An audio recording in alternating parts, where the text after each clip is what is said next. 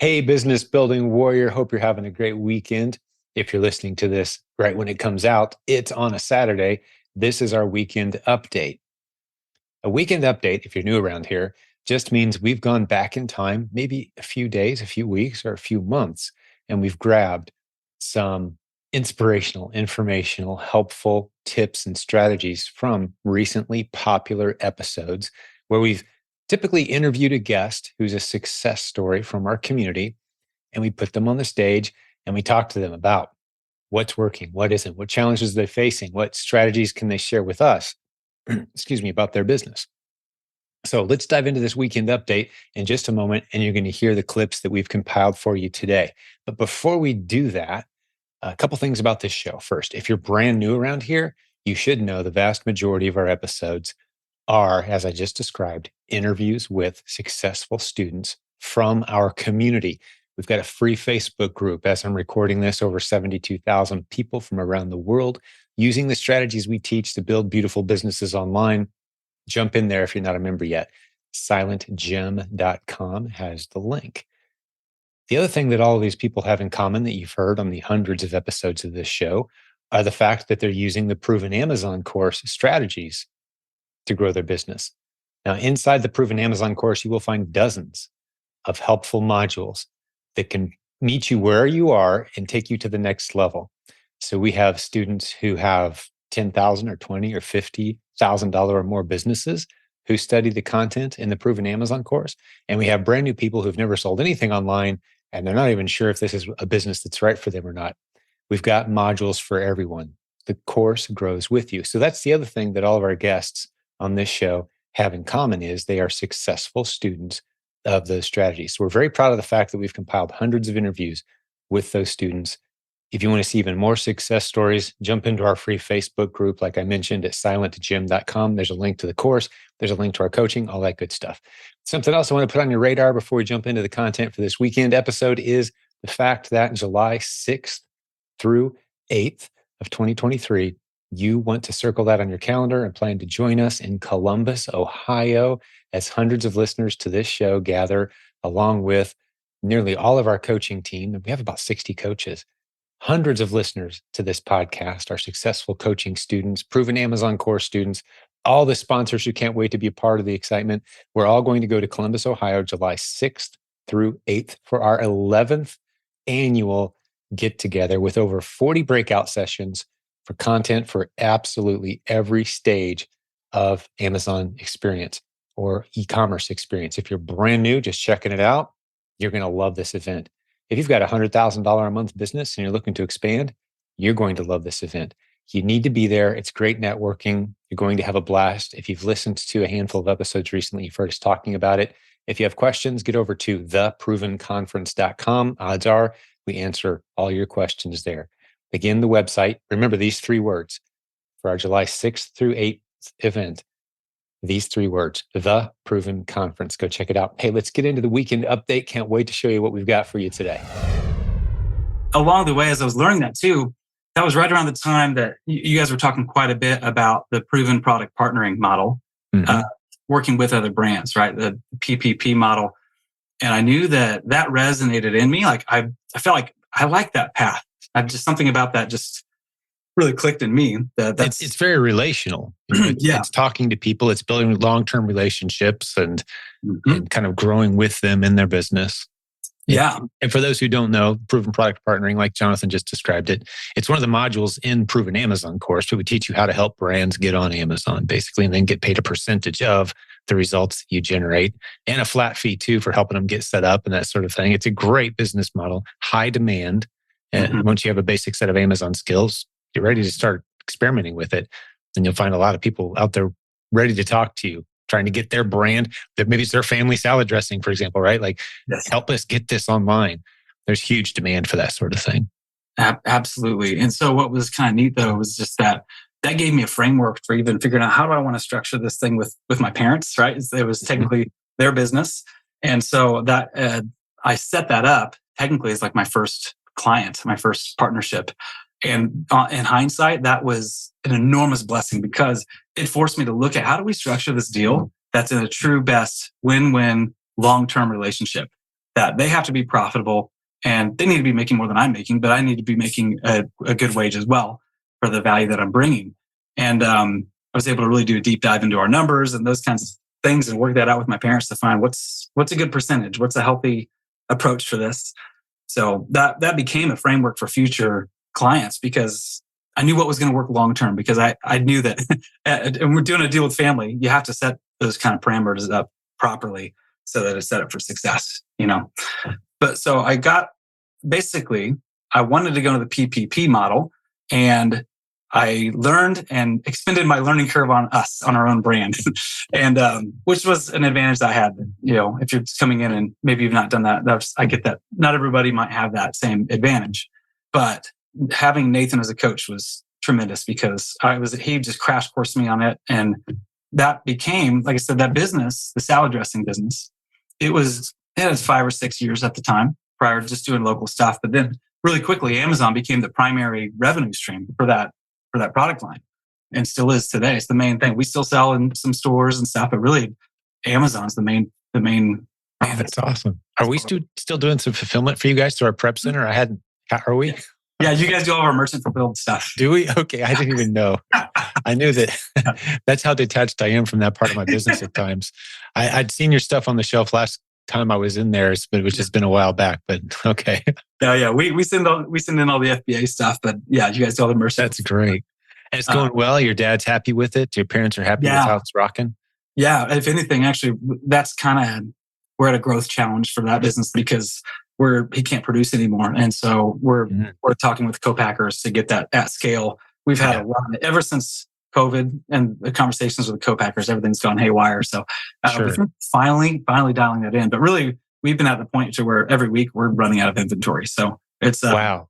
Because I was going to say, hey, let's give a shout out to your brand, but you guys are selling out constantly. I think we're going to anyway, just so people can go look it up. Good luck getting some, but we'll stick a link. Stick a link in the show notes to a listing so people can see.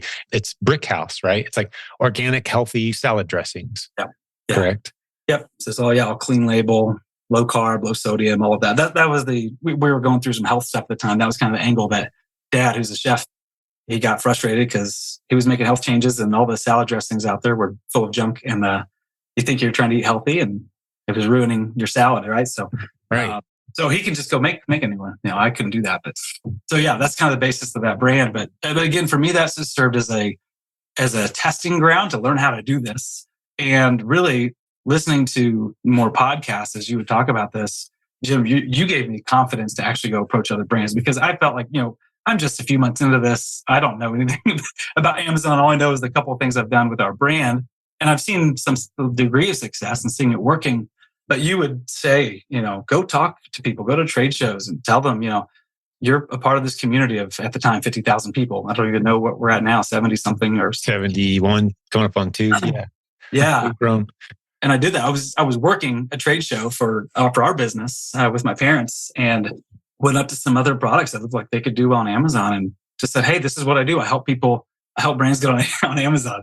But it was like, you gave me the courage that I needed. You encouraged me, right? You put that courage in my heart to go and to approach somebody that I might not have had the confidence myself to go do that.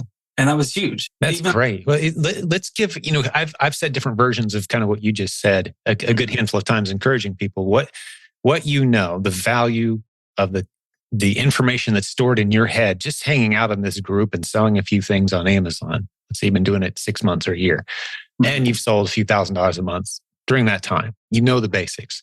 The value of what you have in your head is so significant. So if you were meeting someone and like, hey, so what do you do? I hear you do some internet stuff. What do you say at that point in time to start having those confident conversations? What did I tell you to say in your own words? What's the elevator pitch, the 15, 30 second? What do you say? Yeah, I mean, we sell on Amazon and I help other people do it. And I don't know all the answers, but I'm connected to a community of people who does. And if there's a problem we come across, give me 24, 48 hours, we're going to fix it. That was basically it. Yeah, that's it. And the response you get to that simple statement, I like to flower it up a little bit. I say things like, I'm part of a group that international, tens of thousands of people. We live, eat, breathe, and sleep e-commerce and Amazon. So if I don't know the answer, Yes. Some of the smart people in that group will, that's my flowery way of saying the exact same thing you just said. But your version of it that's confident and comfortable, you'll just be shocked talking to business owners, people with a product. Yeah. Even if they're already trying to sell. The thing I discovered too, and you'd know this better than me at this point, Jonathan, is even people who are already on Amazon. Yes. Most of them are very frustrated trying to get their brand, to get momentum, to figure out the landscape. They're more than willing to give somebody a cut to apply some of the knowledge that they're learning from this community to their brand and because they don't want to, like your dad, he doesn't want to goof around on Amazon. He wants to make great salad dressing. Yeah. Talk me through that a little bit, man. Yeah. I mean, some of it was my initial unwillingness, or my risk tolerance was much lower whenever I first started. And I can live with that. I mean, you're married, you got some young kids, more on the way. It's like, you don't want to be just throwing money in the wind. Well, absolutely. We were a single income family going to a zero income family, and which I don't recommend our path. That was not. Yeah. There was a lot of prayer. I mean, you guys were wide-eyed and staring me right in the face for a long conversation when you were on the. I remember that, and I took it very seriously. I don't remember exactly what I shared, but I remember being very cautious and like, hey, I'm not going to advise you guys to leap. Yes, yeah. But that's what God's telling you to do. I think there's a good place for you to land. Yes, right? Something along those lines, but that's not a poverty mentality. No, being risk tolerant and risk averse and taking calculated risks, that's just responsible. That's good stewardship. Yeah. So sometimes I wonder, where's that line? For sure. Of stewardship versus I'm just thinking too small, not willing to invest in what's going to bring the growth. That's that's kind of more of a nuanced thing. But yeah, certainly thinking who am I surrounding myself with? Who am I placing around me? That's another thing, both in myself, but also if you're like talking with a brand. One path that you brought up could be maybe they're blaming all these external forces, but you said they need to have a healthy dose of looking in the mirror. So either that or it's also a good sign if they're just saying, I need to have the right people around me. Those are, again, people who have that collaborative. Whenever it's more of like, I just need to pull it up by my bootstrap. Yeah, people that encourage you forward. One of the things that when we isolate ourselves, I think that is definitely poverty mentality, because one of the things we have to face, when we surround ourselves with other people, especially if they're, different strengths and weaknesses than ours, is we're going to notice there's people with less talent, less education, fewer assets, all the more challenges than I have, who are outperforming me. And when you're forced to confront that, honestly, it either challenges you or makes you better in looking for reasons to isolate again. And that's what I love about this podcast and why I refer people. They're like, hey, Jim, I haven't talked to you in a while. I want to take you to lunch. I'm like, hey, listen to 25 podcast episodes, take notes on your favorite 5. Then we'll go to lunch and we'll talk. Yeah. Because they're going to get hit in the face with some people that challenge them. Like, okay, that guy figured it out. Okay, that lady who can't even get out of bed got it. Okay, that guy who lives in Slovakia and has no contacts in America is selling and buying in America now successfully. Like all these people that have figured it out. And a poverty mentality keeps you from being honest with yourself that I'm maybe the issue here. If these people are figuring it out, I've got to work on some things and make this work instead of coming up with excuses. And it also leads to comparing yourself to others and even in their successes and feeling bad instead of rejoicing with their success. And, that's so good. Because especially, and if you're in a Facebook group and people are posting up screenshots and I hit 100K, if you get deflated and just want to quit, that's a mindset issue. That's a hard issue. Yeah.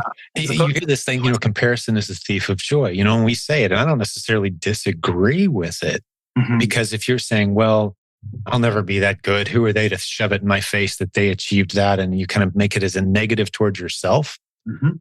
We should be able to celebrate when others win, and we should be able to learn from their wins. It requires humility. Yeah. And to know, you've talked about a lot of the Lapin principles about the pie versus or cake and candlelight, right? So that was a beginning of a shift for me of, just because they made X amount in this month, it doesn't mean I'm on my path. And it doesn't mean there's less for me. Yeah. It means, wow, I need to pay attention to this opportunity. How can I partner up and learn from and benefit from my association with that person who's obviously figured some things out? And how can I add to their life? Totally. Yeah. So that was along the way, I just feel like I continually start finding things that I'm just trying to grow in that abundance mindset and having healthy dosages of that. Yeah. So I think, Jonathan, it's a lot like, I'm just kind of equating, I'm kind of connecting the dots in my head as we talk about it. These are topics of great passion for me, but it's a lot like the optimist versus pessimist conversation, where the default condition for all of us is pessimism. I think it was Jordan Peterson talking about this not too long ago. Like, there's no wonder we're risk attentive, and we're always a little afraid of what we're getting into when it's new, because death is permanent. Like, risk that kills me is permanent. So I need to pay special attention to that. The positive side, that's a little harder to force your brain to focus on. So it takes a lot of work to be an optimist. It takes a lot of intentional gratitude. It's a daily practice. You have to keep yourself there. That's not the default condition. The default condition is pessimism, negativity. Easy to drift there. Same thing with this abundance mentality and poverty mentality. The default condition, especially in our culture, is negativity towards wealth, towards success, towards profits, and building a successful business. And the first thing they say once you've built that business, how are you going to give back? It's like, I've been giving the whole time. Did you guys not see where I didn't pay myself for the first 8 months of this thing, right? Yes. And still I'm the last one paid. All I do is give. I love with that too. And I think, Lapin talks about this, but even that phrase giving back implies I stole something. I took something. When did I take something? Every dollar I have was given to me by a happy customer. I want to be generous. Right? I want to be generous. I want to give, but I mean... Oh, absolutely. You have to be generous and come from a giving heart. That it's not out of a sense of like, oh, I took so much. Yes. That whole concept came from when Rabbi Daniel Lapin was talking about it. The pirates who would actually, for a living, rob ships until they got into their mid-30s and they got too risky and they're ready to settle down and enjoy their plunder. And then they would give back out of this sense of guilt, because they'd spent their life killing and pillaging to acquire their wealth. And now they would build a church or build a library to give something back. Like, that's not how business works. If you're not using the gun to get money from people, then you got to convince them you've got something of value. You've been serving and giving the entire time. And then generosity is just the bonus on top. So I can talk about these songs all day, but I love that connection between optimism, pessimism, and poverty mentality and abundance mentality. I think it's the same type of, there's an overlapping skill set there. One more comment on the poverty mentality is I've reflected a little bit just even as we're talking. I think for me, just get personal with it, would be having been in ministry for over a decade. It's a low income, right? And it's a fixed, salaried type situation. And so then there becomes a question, almost in an unhealthy sense. Some people of faith really hold up poverty as a good thing, right? I think it's a virtue of some kind. It's a virtue. Yeah. All you got to do is spend all your money to be virtuous. Give it all away and spend it all, and now I'm virtuous. Yeah. And so there's obviously an unhealthy end of both sides of that spectrum. Of course. But so then you get to, well, okay, if I make more than X amount, whatever that line is, it's a moving target for any family. Then do I feel bad about that? And what am I supposed to do? So that's like some of the internal. At what point do I feel guilty? Yes. Do I feel guilty? Yeah. Well, I love it. And when that conversation comes up, just use facts and data to challenge and push back. I'm not trying to put any thoughts in your head by saying what I'm about to say, but these are the facts and data. If you live in a westernized nation, US especially, where you've got clean water, you've got more than about $5 a day and you're available to you to spend, right? You're in a warm house, which is very apropos today for the day, like one of the coldest days in Indiana history as we're both sitting here, like go outside, it's like -30 wind chill as we're recording this, right? So if you're blessed to have those kind of conditions and you put it into perspective of world history, you're at a top fraction of 1%, right? Just with those things. And then you put on top of that, the houses, the cars, the technology, like we're talking like ridiculous. We're living better than kings did 200 years ago right now, most of us. And then you say, well, let's just talk about current history. Well, still you're in the top 5%. Just with what I described, $5, $10 a day is extra spending money, clean drinking water, warm house. You're not worried about where your next meal is going to come from. You're living large, dude. So it always cracks me up when American Christians or, different belief systems come in like, well, the wealthy or the evil. Like, dude, you're the wealthy. You are the wealthy. You are. You've got internet, dude, you're wealthy. Yeah. Beyond imagination of most people. So yeah, it's just a matter of perspective at that point. And an interesting poll I saw one time that really helped put it in perspective for me was they asked a whole bunch of people at all income levels, what would it mean to be financially comfortable for you?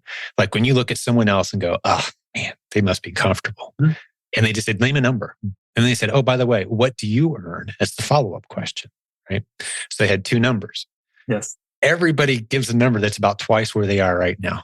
It doesn't matter if you're making $10,000 a year or if you're making $500,000 a year. Everybody gives a number about twice as big as where they are right now. And that's the rich. That's everybody above that line. Yeah. Is the fortunate rich, right? Yes. Yeah. So it's a matter of perspective on these things. Yeah. But I mean, those are some of the internal things, and not to camp out there too long, but those are good. Yeah. No, these are great conversations. And many people, even though they've been in our community a while, have never heard these kind of conversations. So I love to have them. It's been a while since we pounded through it. And let me just put this cherry on top of what we're saying. It's impossible to run a profitable business without dramatically improving the lives of countless others, most of whom you'll never meet. Mm-hmm. And that rewind it. I said it perfectly. If I said it too fast, just rewind. That is a solid statement that stands alone. No matter what your belief system is, it's inarguable. Totally. That's awesome. We talk a lot about multiple income streams around here, but rarely do we talk about pruning. Yes. As part of that. And I love that you brought that up because it takes that wisdom. And I think a spouse, that's a great place to insert Ashley into this. Like if you ask them, they'll tell you. That's the value, especially when it's a guy asking his wife, man, they've got our number, dude. We can try to say, no, I'm just cruising through life. Life's great. I've only got 2 or 3 things going on. Like, no, sit down. Let's write it out. You're going in 100 directions. They know. Jeez. That's great. So you had to do some pruning. I love that concept. I think I'm going to figure out the right way to work that into, because we, near our house where we live, there's a beautiful driveway that leads up to a beautiful house, not far from our neighborhood.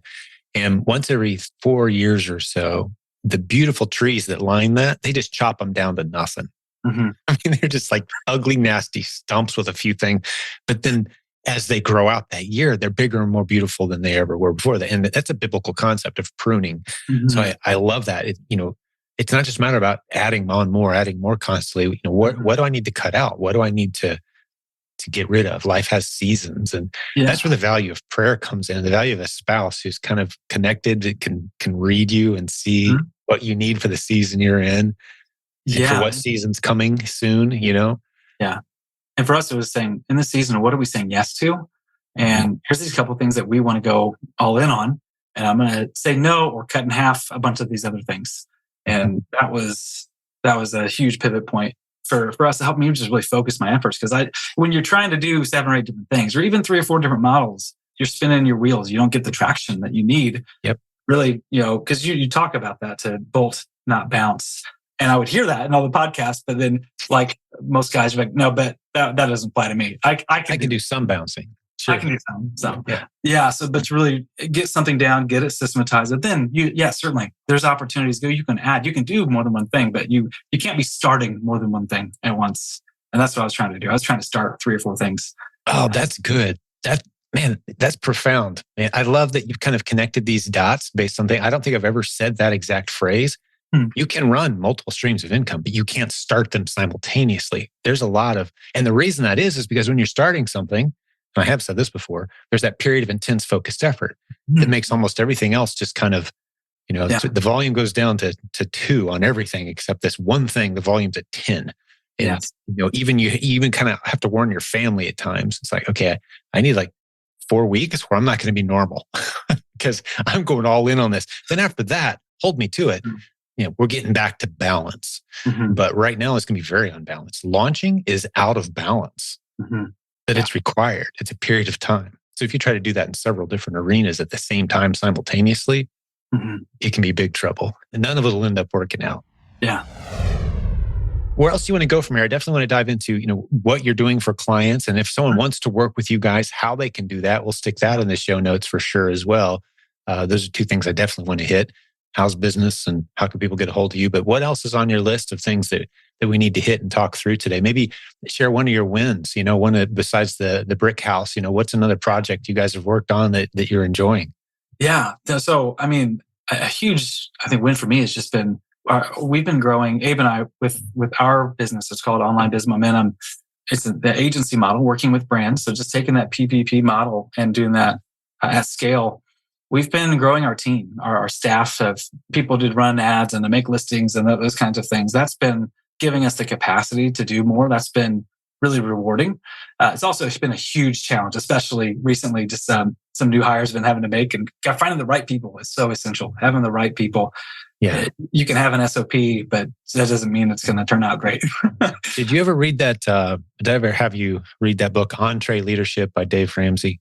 You know what? I read it once, but it was a long time ago, like 10 years ago. It just sometimes whenever people say, I'm starting to hire, yes, I refer them to that book. Yeah. I don't overlap 100%, but I overlap about 90%, maybe 95 even, with Dave Ramsey's approach to most things. Mm-hmm. But on the way he vets and hires and grows his team, I think he's brilliant. Yeah, I think he went from a card table to a company of, I think at the time he wrote the book, 500 people, and I think it's maybe 1,000 plus at this point. Wow. But just the process he went through of how to pick good people, especially at that core level who are going to help you run your business. Yeah. If you're just talking like a specialty person, like, a VA to send emails 100 a week to, whatever. Yeah. But if you don't have someone who kind of has their hand on the throttle of your business, yes, that's a different hire in the process you go through and figuring out who that person's going to be. So it might be a good one for you. Yeah, I want to revisit the book. One thing I do remember from that book, again, it's been a long time, but I remember he would say, be slow to hire and quick to fire. Yeah. And so it's just a very, like you said, it is a thorough vetting process, but also like, I want to lean towards grace even with our team. But at some point, I probably extend that way too far. He says, firing people can be hard, especially as, Christians and believers, you want to act in compassion. He said, so the way I think of it is I'm sending them off to do what God intended them to do because it's not this. It's definitely not this. But as far as where we up to, it's been exciting to see. Really, we've had a lot of growth in the last 5 or 6 months. We've had kind of slow and steady in the background and building our team, building our processes, serving our clients well. And then we've had just a convergence of a few things, some just growth in some of our clients, but also referrals of a few just really big brands. And I'm not going to disclose names right now just for their sake. Non-disclosure, but like household brands we'd recognize kind of stuff. Yeah, if you're in their industries. And so, 2 of them in the last couple of months, 2 or 3 months. And I'll note, both of them came as a direct result of a relationship with somebody in this community. And so just referral, word of mouth, and then building relationship with them. And both of these are companies who are large companies. They're both sell in multiple countries, not just Amazon. Actually, they both sell in multiple countries, physical locations, retail locations, and neither one of them had an Amazon operation at all. Brand new to Amazon. So yes, there are the small brands like my salad dressings out there, but there are big brands, big national and international brands. Surprisingly, you would think that all those people are selling on Amazon. They might have some ASINs on Amazon that other people threw up there. Resellers picked them up and listed them at some point, but they're looking to get control of that. Yes. Which is a huge, you go to any trade show and just go booth to booth, brand owners, and say, hey, how do you feel about Amazon? 90% of them are going to go, oh, can't stand Amazon, but man, we need to figure it out. Yes. That's the response you're going to get from just about every brand out there, unless they've got someone good like you already representing them. It's like, yeah, we got a guy that does that. They're doing great, actually. Yeah. And that's the only other answer you'll get. Yeah. And most brands are just frustrated. They try to figure it out internally. They don't know how it works. They're frustrated. They know that it's only, because you and I both know this, but some listeners may not realize that only about 16, 18% of retail is online. Mm-hmm. And almost half of that is Amazon. Yeah. But still, if you've got a brand, 80% plus of your business is still traditional retail channels. Yes. But there's this little painful, needs to be addressed issue over here, e-commerce, half of which is Amazon. Someone needs to figure this thing out. Mm-hmm. We threw some money on it, haven't figured it out yet. That's the story of a lot of brands out there. Huge opportunity. And that's where I would love for just, if people are listening to this, take this home of like, you can do this, because the reality is we started working with some of these bigger brands recently. Most of the time we've worked with small, medium-sized brands. The problems that they have, most people, if you're doing replens, you can probably figure out 3/4 of their problems. It's shipment issues, it's listing issues, it's case log issues. or a lot of people, it's PPC advertising issues. And Right. that's a skill you can go learn, or you can partner with somebody. And and again, these are brands that like, they're doing millions of dollars of sales off Amazon, and they're just not leveraging Amazon. So there's like just some low hanging fruit to come in. This one brand, the bigger of the two that we just said started working with, we're 4 weeks in and they're at $80,000 in sales. Like, and that was just On Amazon. Yeah, it's on Amazon. But I mean, that's it's because we've only gotten like 15 of the ASINs up. And you just listed them and Yes. do an FBA. You had them send some product in. So far, that's all merchant fulfilled. There's some product inbound right now. It's a pretty math. There's a lot of high ticket stuff. It's a unique category, but like, sure. What's your payment arrangement with them? Like, are you guys paid a cut of what they sell on Amazon, or how do you work it out? We're percentage based. And so actually, that's a good thing to bring up, because if you're interested in this model, I guess I would love to give some painful experiences. What we learned along the way, what initially was taught, was just do a percentage of the payout, of the Amazon payout, net of all fees. And we do that. But along the way, I learned I need to add in a minimum to that, a bottom floor to that. A setup fee. Yeah. But that like a minimum monthly maintenance. Yeah, because on the front end, like what you said, in starting any business, and this is true starting a new client, especially if they're new to Amazon, there's 2 or 3 months where there's a lot of focused effort, and their payout might not kick into that percentage yet, on that front end, and yet you're doing the bulk of the work on that front. It's very front loaded in nature. And so to have some sort of, it doesn't have to be super high, but to have something there, it helps to just cover the cost while you're growing them. And then the long term is more the percentage. So from our point, we hope that we're off of that retainer within, 2 or 3 months. Of course, yeah. And I know that, again, we're talking about the Proven Product Partnering, which is a module inside the Proven Amazon course put together by our coaching director, Nathan Bailey, who's done a good number of these as well himself. He represents multiple accounts himself currently. So I think between you guys and him, some of the foremost knowledge experts on this topic in our community right now. One of the things I was going to ask you is, do you guys use a buyout clause? I know that's one of the things that we teach, because at some point, some brand might say, hey, notice you guys aren't doing a whole lot anymore, really. It's all set up, our stuff's listed, we're just shipping it into Amazon. Like, there's not a whole lot for you to do. I think we'd like to take over the brand ourselves. Do you guys build that into your agreements? Because I know we encourage that in the Proven Product Partnering training. You know what? We actually haven't been, and that's something that we should revisit. Definitely, it's a good reminder. I think one of the things we teach in there is whatever they paid you the last 2 months, they can pay you that at any point as a lump sum and buy out your position, something like that. Yeah, just as an idea. So as this $80,000 client becomes $500,000 a month, and they're like, I think we're going to hire someone internally rather than paying you guys all this money every month. Okay, let's all still be friends here. Here's the agreement, pay us out that one last big check and give us a great endorsement, for our website, and we'll be on our way and everyone's happy, right? But because there's many of those clients out there. Yeah. And I mean, that's just an encouragement at that point. There are so many brands out there. It is not saturated in terms of, there's so many brands who need help. And so, you, whoever you are listening, you have relationships that Jim doesn't have, that I don't have. And you can either serve them or you can connect them. Yes, how can people work with us? We have a lot of people in the community here that they'll bring us referrals and leads, and we'll give them an ongoing percentage of what we're doing to manage that brand. Maybe some of them want to learn, and we'll say, hey, let's, we'll show you the ropes. We'll show you, we want to help you in whatever way we can. We've had some people, other coaches and whatnot, say, hey, I don't want to mess with that business model. Here's a client, take them, and we'll happily give you a cut of that going forward, because that's a relationship we didn't have to cultivate and lead. Like, you brought them to us, kind of warmed up, ready to go. So, but again, the value of relationships, the value of community, and that's the way business has grown. I've been watching this sort of thing happen here for coming up on a couple decades, and it's beautiful to watch, man. Yeah, every one of these relationships is it makes our platform bigger and stronger. More people can stand on it together and build something. Yeah. Actually, Abe has another acronym for PPP, and it's people, products, and potential. Like, are these the people I want to work with? Does this product, is it viable, or is it just like, this isn't going to work on Amazon? And then, do we have potential to actually grow this account? Because I don't want to just maintain and keep this here. Like, can we grow you? If those boxes aren't checked, it's not a good deal. It's going to waste our time, waste their time. Yes, we could make a few bucks, but at some point you're like, that's not worth it. I want to help you. I want a relationship. Vetting. It reminds me a lot of how we do our coaching. Mm-hmm. We don't have a website where you can just go and put in a credit card number and order coaching for a very good reason. Some people do. Some people charge as much as we charge for a coaching. They charge that for a course.